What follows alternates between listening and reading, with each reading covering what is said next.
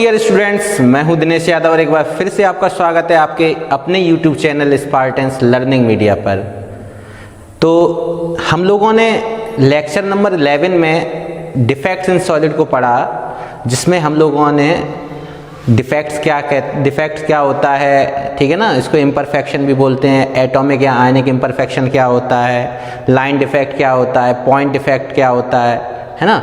और point defect की 3 category थी, स्टाइक्योमेट्रिक, नॉन स्टाइक्योमेट्रिक, इम्प्योरिटी, जिसमें हमने स्टाइक्योमेट्रिक को लेक्चर 11 में कंप्लीट भी किया था, जिसके अंदर हमने स्टाइक्योमेट्रिक डिफेक्ट क्या होता है, इसके साथ साथ वैकेंसी डिफेक्ट क्या होता है, इंटरस्टिशियल डिफेक्ट क्या होता है, शॉर्ट की डिफेक्ट और फ्रैंकल डिफेक्ट क्या होता है, जो बोर्ड पर्पज के लिए दोनों इंपॉर्टेंट हैं, ठीक है ना। तो आज के इस लेक्चर में हम लोगों को क्या पढ़ना है, डिफेक्ट इन सॉलिड का पार्ट 2 स्टार्ट होगा आज। तो ये अपना लेक्चर नंबर 12 है। तो आज हम लोग क्या देखेंगे, इम्प्योरिटी डिफेक्ट और नॉन स्टाइक्योमेट्रिक डिफेक्ट के बारे में। चलिए बिना देरी करते हुए देखते हैं। सबसे पहले अब हम लोग इसके अंदर सबसे पहले क्या पढ़ने जा रहे हैं, इम्प्योरिटी डिफेक्ट। देखिए इम्प्योरिटी डिफेक्ट क्या होता है, किसी भी क्रिस्टल लैटिस के अंदर इम्प्योरिटी की वजह से जो डिफेक्ट अराइज हो, that means this defect arises due to impurity in the crystal lattice. This defect arises due to impurity in the crystal lattice. For example, एक एग्जाम्पल के थ्रू समझते हैं, किसी क्रिस्टल लैटिस, अगर मान लो मैंने सोडियम क्लोराइड का क्रिस्टल लैटिस लिया और उसमें स्मॉल अमाउंट में स्ट्रोंशियम क्लोराइड को ऐड किया, तो जो स्ट्रोंशियम आयन होगा वो सोडियम आयन को रिप्लेस करेगा। अब स्ट्रोंशियम आयन पे कितना चार्ज होता है, 2+, ऐसा Cl2, क्लोरीन पे 1- तो 2 क्लोरीन पे 2-, तो स्ट्रोंशियम पे 2+। तो ये 2+ वाला आयन क्या करेगा, 2Na आयन को रिप्लेस कर देगा। तो वही मैंने बताया है कि this defect arises due to the impurity in the crystal lattice. For example, in molten NaCl, if strontium chloride is added या present in small amount, then some of the sodium ion is occupied by the strontium ion. Some of the sodium ion occupy किसके द्वारा किए जाएंगे, strontium ion। और यहाँ पे here each strontium ion replaces 2 sodium ion. One of the site is occupied by the strontium ion and another one is the vacant. क्या मतलब है कि strontium chloride है और ये सोडियम क्लोराइड है। अगर इस क्रिस्टल में ये स्मॉल अमाउंट में ऐड होगा तो ये Na+Cl- होता है और स्ट्रोंशियम 2+ होता है। अगर मैं इस एग्जांपल में समझना चाहूँ, सपोज करो ये मेरे पास NaCl का क्रिस्टल है, Na+Cl-, Na+,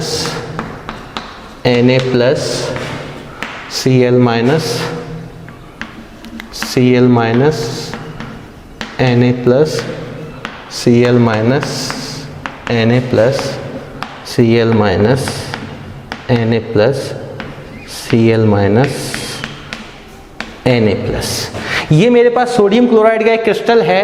अगर मैंने यहाँ पे स्मॉल अमाउंट में स्ट्रोंशियम क्लोराइड को इसमें क्या किया, इसकी इम्प्योरिटी ये इम्प्योर कब होगा, इम्प्योरिटी तब होगी जब स्मॉल अमाउंट में कोई दूसरा आयन, मेटल आयन इसमें ऑक्यूपाई करेगा इसके प्लेस पे। तो जब मैंने स्ट्रोंशियम आयन को लेके गया, तो क्योंकि सोडियम आयन पे 2 सोडियम आयन पे 2+ है, तो एक अकेला स्ट्रोंशियम 2 सोडियम आयन को रिप्लेस करेगा।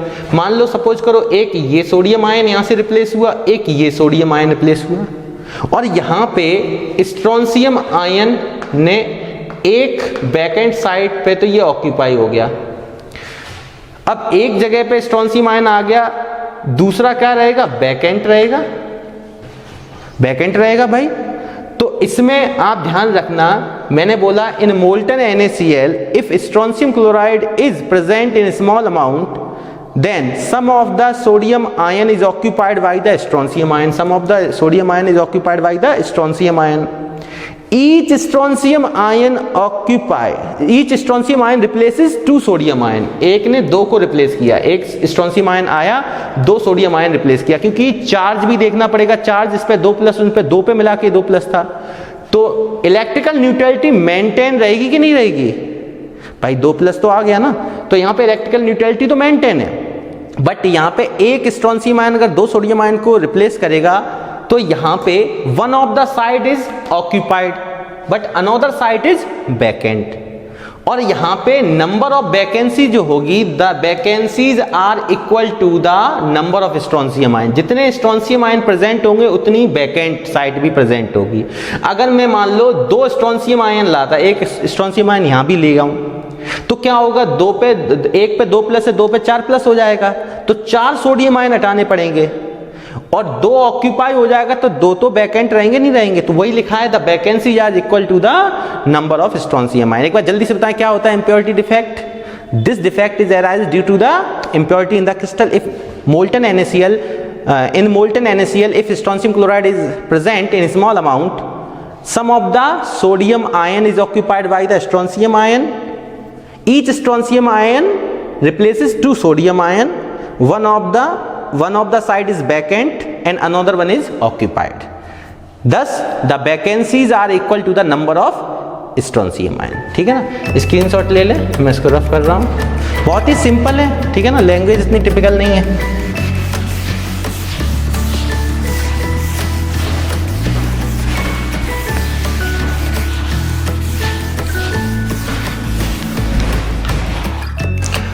अब हम लोग देखते हैं नॉन स्टाइकियोमेट्रिक डिफेक्ट।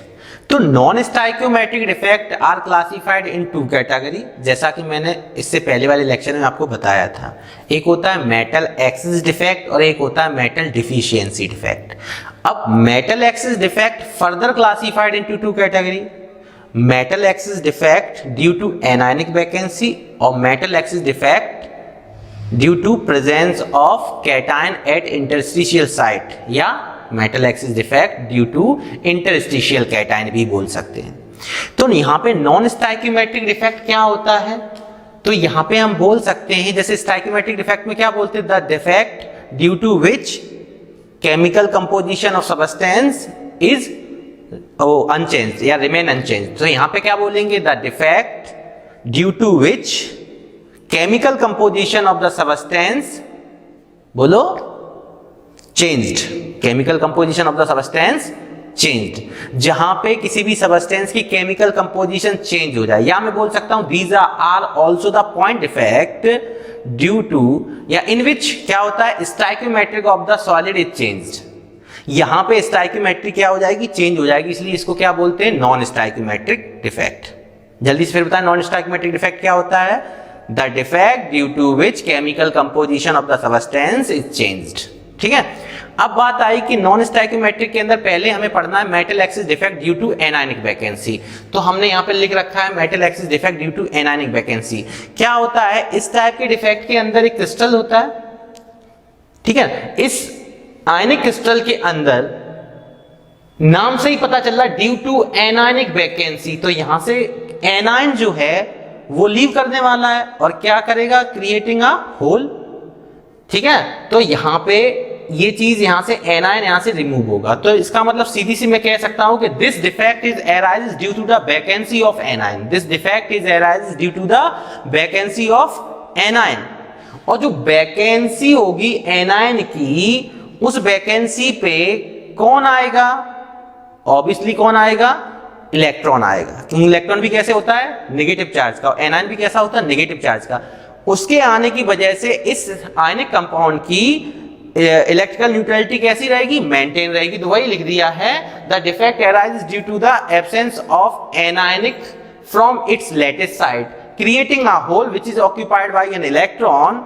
ठीक है ना, the so to maintain their electrical neutrality. मतलब क्या है कि this defect is arise due to the anionic vacancy. इसमें क्या हुआ, मैं इसमें से एक एनायन रिमूव करा रहा हूं, ये एनायन रिमूव कराया और इसकी जगह पे मैंने इलेक्ट्रॉन रखा। अब बात आई और अच्छे से समझते चलो, इसको मैंने क्या किया, सपोज करो यहां पे मैं एक कंपाउंड लेके भी चलता हूं, मैं सोडियम क्लोराइड ही लेके चल रहा हूं। सपोज करो यहां पे मैंने क्या लिया, यहां पे मैंने NaCl ही बनाया वापस से, Na+, ठीक है ना, Cl माइनस, क्योंकि कैटायन की सराउंडिंग में हमेशा एनायन रहना चाहिए, सीरियल से मत चलाना, Na+, Cl माइनस, Na+, फिर आप करो Cl माइनस, फिर Na+ नहीं आ सकता, ये Na+ के नीचे Cl माइनस ही आएगा, Cl के नीचे Na+, ठीक है ना। कैटायन की सराउंडिंग में एनायन होता है और एनायन की सराउंडिंग में कैटायन होता है। तो इस तरीके से हम इसको बना लिए। Na plus Cl minus Na plus. अब होता यूं है कि जो NaCl होता है, NaCl, इसमें जो सोडियम होता है, इस सोडियम को वेपर फॉर्म में लिया जाता है, वेपर फॉर्म ऑफ सोडियम। तो जब सोडियम की वेपर फॉर्म ली जाएगी तो सोडियम आयन में कन्वर्ट होता है, और sodium ion plus electron, balance ही दोनों तरफ, इस तरफ न्यूट्रल है, इस तरफ न्यूट्रल करने के लिए +1 में हमने क्या किया, -1 कर दिया, मतलब इलेक्ट्रॉन ऐड कर दिया। तो यहाँ पे सोडियम की जो वेपर फॉर्म होगी, वेपर फॉर्म ऑफ सोडियम, उस वेपर फॉर्म को इस क्रिस्टल से क्या किया जाएगा, पास किया जाएगा। तो जैसे ही इसकी सोडियम की वेपर पास की जाएगी तो होगा यूं कि सोडियम आयन किसको डिफ्यूज कर लेगा, किसी क्लोरीन आयन को। तो जैसे ये क्लोरीन आयन को डिफ्यूज करेगा तो ये क्या फॉर्म कर लेगा, सोडियम क्लोराइड। जब सोडियम वेपर को हमने पास कराया तो ये डिफ्यूज किसको करेगा, क्लोरीन आयन को। और जहां से क्लोरीन डिफ्यूज हुई वो वैकेंसी कैसी हो गई, वो साइड वैकेंट हो गई। और ये साइड जो वैकेंट हुई है तो इस सोडियम आयन का जो ये इलेक्ट्रॉन है उसको ट्रैप्ड कर लेता है। This vacancy is trapped bye the electron, so that crystal की क्या होती है, इलेक्ट्रिकल न्यूट्रलिटी मेंटेन रहती है। और इस होल को, जो ये वैकेंसी थी जिसको इलेक्ट्रॉन ने क्या किया, जो ये होल छोड़ गया था क्लोराइड आयन, उस वैकेंट साइड को इलेक्ट्रॉन ने ट्रैप किया है, उस होल को हम लोग क्या बोलते हैं, एफ सेंटर। क्या बोलते हैं, एफ सेंटर। फिर समझ लें, this defect is arises due to the absence of anion from their lattice site, and ये क्या करेगा, एंड क्रिएटिंग अ होल। और इस वैकेंट साइट को, this vacant site is occupied by an electron to maintain their electrical neutrality. ठीक है, the anionic vacant site which is occupied by an electron, the anionic vacant site which is occupied by an electron is called F centre. ध्यान रखना, F centre, ये F stands, F जो word F है, F stands for uh German bird. वो German bird कौन सा है, फरवेंजेंटर।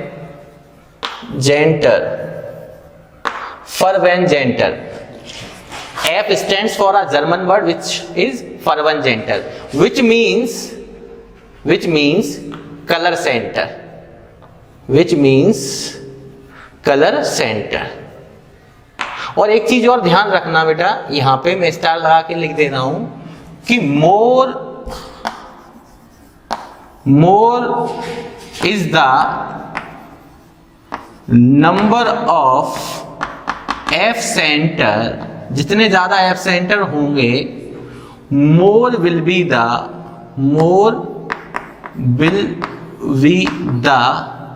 color intensity, उतने कलर की इंटेंसिटी ज्यादा होगी, इंटेंसिटी।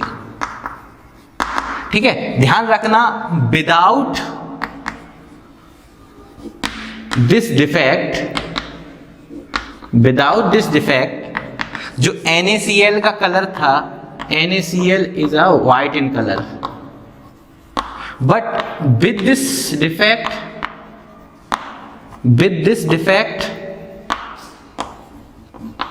NaCl कैसा हो गया, येलो इन कलर। अब ऐसे करके आपको और क्या क्या ध्यान रखना है, जो अपने बोर्ड एग्जाम में है वो 3 हैं। कौन से 3 हैं? एक आपको ध्यान रखना, NaCl इस इफेक्ट के बाद कैसा होता है, येलो इन कलर। ठीक है ना। और आपको क्या ध्यान रखना, KCl होता है violet in colour. Lithium chloride जो होता है वो होता है पिंक इन कलर। ये 3 चीजें अपने को ध्यान रखनी है। और ऐसा क्यों होता है, कोई पूछे येलो कलर का ये, वॉयलेट का ये और पिंक कलर का ये क्यों क्रिस्टल प्राप्त होता है, तो बोलोगे due to creation of F centre. ठीक है, इस चीज को आप लोग स्क्रीनशॉट ले सकते हैं, मैं इसको रफ कर रहा हूँ। F स्टैंड्स, ठीक है ना। चलिए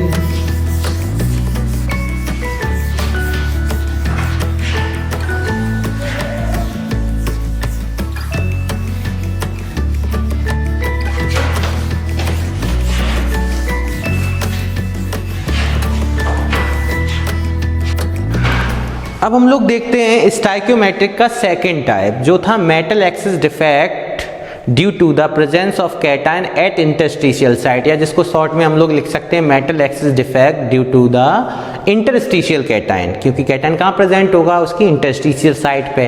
तो इसका साफ साफ मतलब है this defect is arises due to the presence of extra positive ion and occupying interstitial site, so that electrical neutrality is maintained by the electron which is present in another interstitial site, ठीक है ना। तो यहाँ पे आप देखें this defect is arise due to the extra positive charge and occupying interstitial site. तो मान लिया मैंने ये कोई क्रिस्टल है, इसमें से कोई कैटायन नहीं लेना है, एक्स्ट्रा पॉजिटिव आयन लेना, और मान लो मैंने यहाँ पे प्रेजेंट करा दिया। तो this defect is caused by the extra positive ion occupied interstitial site, so electrical neutrality is maintained by the electron in another adjacent interstitial site। तो इसके पड़ोसी वाली ये इंटरस्टिशियल साइट है या ये है, तो मान लो मैंने यहाँ इलेक्ट्रॉन प्रेजेंट करा दिया, मतलब एक्स्ट्रा पॉजिटिव आयन की वजह से ये डिफेक्ट एराइज होता है, जो कि ऑक्यूपाइड करता है इंटरस्टिशियल साइट को, और उस इसकी क्रिस्टल की इलेक्ट्रिकल न्यूट्रलिटी मेंटेन रखने के लिए हम इसकी एडजेसेंट साइड पे क्या करते हैं, इसके एडजेसेंट इंटरस्टिशियल साइड पे एक इलेक्ट्रॉन को प्रेजेंट करा देते हैं, ठीक है, जिससे क्या होता है, इसकी इलेक्ट्रिकल न्यूट्रलिटी मेंटेन रहती है। एक बार जल्दी से बताएं, this defect is caused by the extra positive charge and occupying interstitial site, electrical neutrality is maintain by the electron which is present in another adjacent interstitial site, ठीक है ना। अब मैं इस क्रिस्टल के बारे में अगर थोड़ा एक एग्जांपल लेके चलूँ जो बोर्ड एग्जाम में बहुत इंपॉर्टेंट है, तो जिंक ऑक्साइड। जिंक ऑक्साइड जब कोल्ड होता है, कोल्ड ठंडा, तो ये किस कलर का होता है, वाइट इन कलर, कैसा। और जब इस जिंक ऑक्साइड को हम हीट कर देते हैं तो ये क्या करता है, जिंक आयन में टूटता है, यहाँ से लूज होती है ऑक्सीजन गैस, ठीक है, और इसको बैलेंस करने के लिए मैं कितना इलेक्ट्रॉन लेके चलूंगा, 2 इलेक्ट्रॉन। तो जिंक आयन, अब ये जो होता है जब इसको हॉट करते हैं तो ये हो जाता है किस कलर का, येलो इन कलर का। अब ये यहाँ पे किस कलर का हो जाता है, येलो इन कलर। तो वो समझते हैं व्हेन हॉट। तो इस चीज को हम अगर कोई पूछे कि जिंक ऑक्साइड कोल्ड के टाइम तो वाइट इन कलर का होता है और हॉट करने पर ये येलो इन कलर का होता है, तो आप क्या बताएंगे, since we know that zinc oxide white, ये नोट में लिख लीजिए या इसको ऐसे ही लिख लीजिए, white in colour, zinc oxide white in colour when cold and yellow in colour when hot, it is because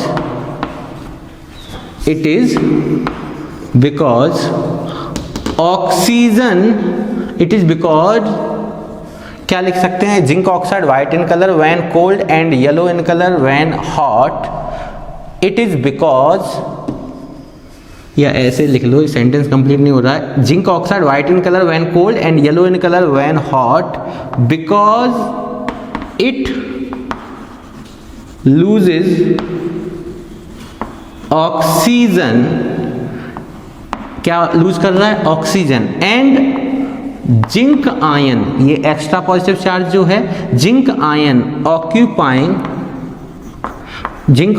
occupy interstitial site and interstitial site. ध्यान रखना है इस चीज को, ठीक है ना। देख लीजिए, मैं इसको रफ कर रहा हूं।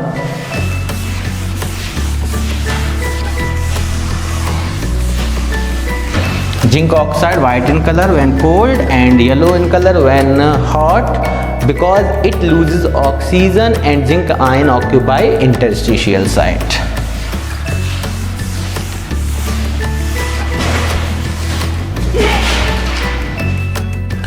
अब हम लोग देखते हैं इसका लास्ट पार्ट। पहले देखा metal excess defect. Metal excess defect में दोनों टाइप हम लोगों ने पढ़ लिए, metal excess defect due to the anionic vacancy, metal excess defect due to interstitial cation. अब सेकंड पार्ट है मेटल डिफिशियंसी डिफेक्ट। तो इसमें नाम से ही दिख रहा है, डिफिशियंसी का मतलब क्या होता है, कमी, ठीक है। मेटल डिफिशियंसी डिफेक्ट, इसका मतलब यहाँ पे क्या होगी, मेटल की कमी होगी। तो इसका मतलब है this defect is arises due to the absence of metal ion. This defect is arises due to the absence of metal ion from their lattice site and charge is maintained by the ions having higher positive charge, higher positive ion।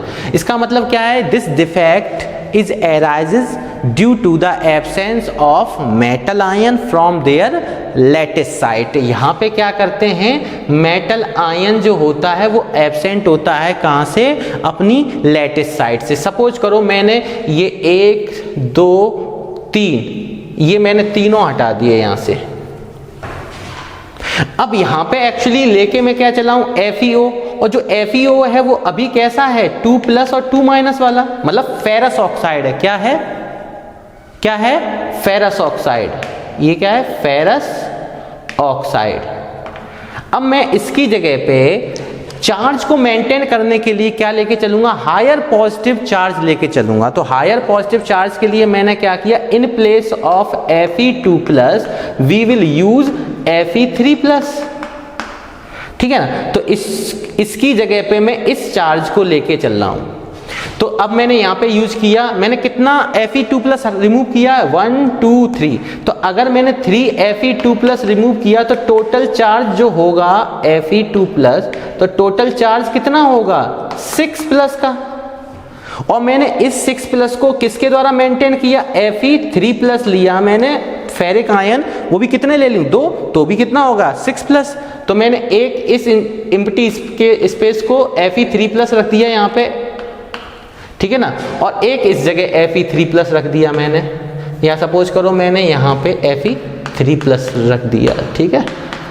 अब मुझे बताओ बेटा, अभी मेरे पास charge को maintain करने के लिए 6+, यहाँ पे 3 अगर Fe2+ गए हैं तो कितना चार्ज मेरे पास कम हुआ था, 6+, और मैंने 2 Fe3+ आयन से चार्ज मेंटेन कर दिया। अभी भी यहाँ क्या है, एक साइट वैकेंट रहेगी, तो यहाँ पे मेटल की डिफिशियंसी शो हो रही है। तो this defect is arise due to the absence of metal ion from their lattice site and charge is maintain by the higher positive ion, ठीक है ना। तो इस चीज को आप लोग ध्यान रखना। अब यहाँ पे देखें, FeO जो है ferrous oxide is mostly found with the composition Fe0.96O। मतलब आयरन जो होता है नॉन स्टाइकोमेट्रिक पढ़ रहे हैं, तो नॉन स्टाइकोमेट्रिक का मतलब ये होल नंबर में नहीं है, कितना कंपोजिशन होता है इसका, 0.96। बहुत बेहतरीन क्वेश्चन बनता है इससे, न्यूमेरिकल बहुत प्यारा बनता है बोर्ड में, ठीक है ना। इसका न्यूमेरिकल सबसे बेहतरीन बनता है, वो चीज मैं अगले वीडियो में बताऊंगा आपको, ठीक है ना। तो फिलहाल हमने देखा कि Fe0.96O की कंपोजिशन में ये प्राप्त होता है।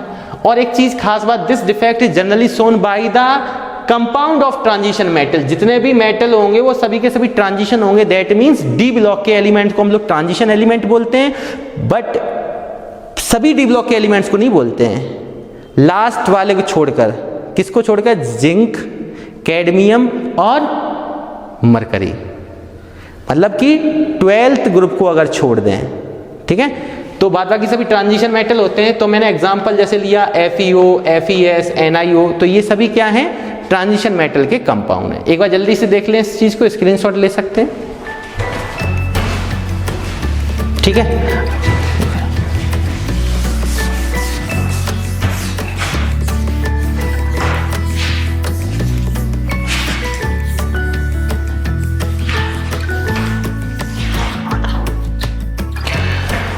अब हम लोग इस वीडियो को यहाँ पे ख़त्म ना करके एक और चीज़ देख लेते हैं, क्या कि इसमें मेटल डिफिशियंसी डिफेक्ट में अभी मैंने बताया कि एक न्यूमेरिकल बहुत इंपॉर्टेंट है, एक ही केस आता है इसके अंदर, ठीक है। वो केस बोर्ड में कौन सा आता है, एनसीईआरटी का न्यूमेरिकल में लेके चल रहा हूं। इस न्यूमेरिकल के अंदर बहुत प्यारा न्यूमेरिकल है, ये किस पर बेस्ड है, मेटल डिफिशियंसी डिफेक्ट पे। तो this numerical is based on the metal deficiency defect, तो इसलिए मैं डिफेक्ट के अंदर ही बता दे रहा हूं, ठीक है ना। Analysis so that nickel oxide has the formula Ni 0.98, oxygen 1.00, what fraction of nickel exist as Ni2+ and Ni3+। बेटा ये समझो, इस क्वेश्चन में मेरे को क्या दे रखा है, मैं सॉल्व कर रहा हूं, ठीक है ना। निकल ऑक्साइड है वो किस फॉर्म में दे रखा है, Ni 0.98O, ऑक्सीजन के बाद 1.00 का मतलब 1 है, ठीक है। इसमें कह रहा है कि अब बताइए, अब हो सकता है Ni2+ और Ni3+ दोनों इसमें प्रेजेंट हो, तो कितना परसेंट Ni2+ है और कितना परसेंट Ni3+ प्रेजेंट है, ये आपको बताना है, ठीक है। तो सपोज मैं मान ले रहा हूं, suppose the composition of Ni2+ की मैं एज्यूम कर ले रहा हूं, assume that X, the composition of Ni3+, अब परसेंटाइल हमेशा 100 में से होती है, अगर ये सॉरी टोटल कितना कंपोजिशन है इसका 0.98, तो अगर Ni2+ का मैंने X माना है तो Ni3+ कितना होगा 0.98 माइनस X, इस चीज को समझें। Now according to the question, अब देखिए इसमें निकल ऑक्साइड है, अगर मैं यहां पे देखूं कि इसमें X की वैल्यू कैसे निकाल सकते हैं, तो समझें निकल 2+ वाला कितना लिया X, तो 2 into X, 2+ वाला कितना लिया है कंपोजिशन इसका X, 3+ वाले का कंपोजिशन कितना 3 into 0.98 माइनस X, और ऑक्साइड का कितना होता -2, इक्वल में जाके क्या लेके चलते 0, तो ये -2 ऑक्साइड। निकल का हमने कैसे देखा, निकल 2+ वाले को X लिया तो 2 into X प्लस 3+ वाला निकल कितना है 0.98 माइनस X, तो 3 into 0. ये ठीक है। और निकल की बात होगी तो ऑक्साइड कितना रखता है, एक ऑक्सीजन, ऑक्साइड के लिए -2 होता है, इक्वल में क्या चलेगा 0। अब यहां से X की वैल्यू निकालो जल्दी से, 2X प्लस का कितना हो जाएगा